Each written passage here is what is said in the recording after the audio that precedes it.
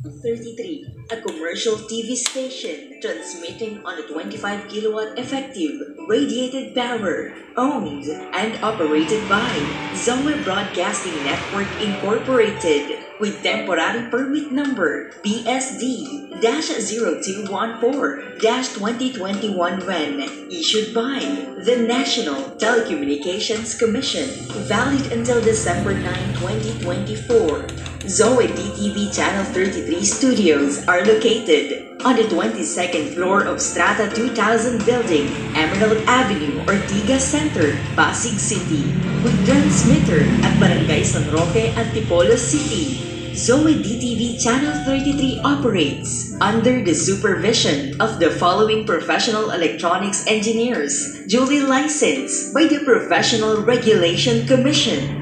Engineer Antonio T. Soriano, PECE number 42. Engineer Vincent G. Ronquillo, PECE number 1199. And carried out by the following electronics and communications engineers and technicians, duly licensed by the Professional Regulation Commission and National Telecommunications Commission.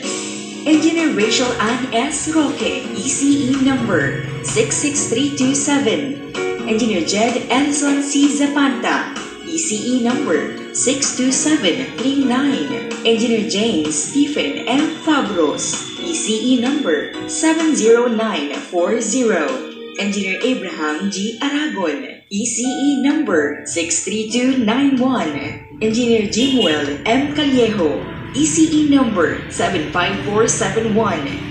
Engineer Jack Michael B. Dalit, ECE number 68369. Charlie F. Perez, ECE number 73/1BHN-23257. Mary Joy G. Falculan, ECE number 23222. Peter N. Basaliote, 06-1PNCR-23273.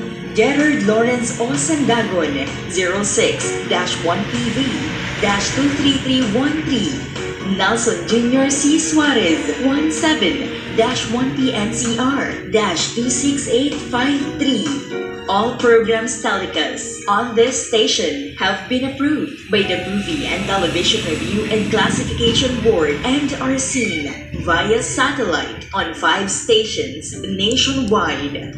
DTV20 Cebu City, DTV20 Guimaras, DTV20 Cagayan de Oro City, DTV20 Davao City, DTV32 Baguio. This is DZOZ DTV Channel 33, now signing on.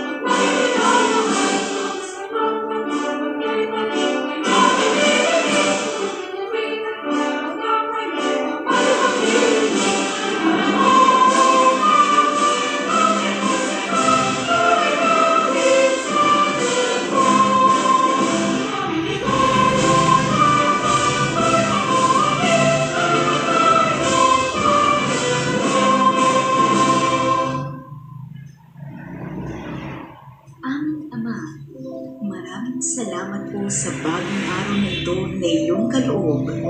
Salamat po sa panibagong hininga, sigla at lakas na iyong patuloy na ibinibigay.